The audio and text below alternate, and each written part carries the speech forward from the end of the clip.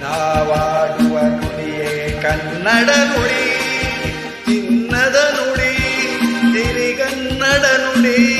ನಾನಿರುವ ತಾಣವೇ ಗಂಧದ ಗುಡಿ, ಅಂದದ ಗುಡಿ, ಚಂದದ ಗುಡಿ.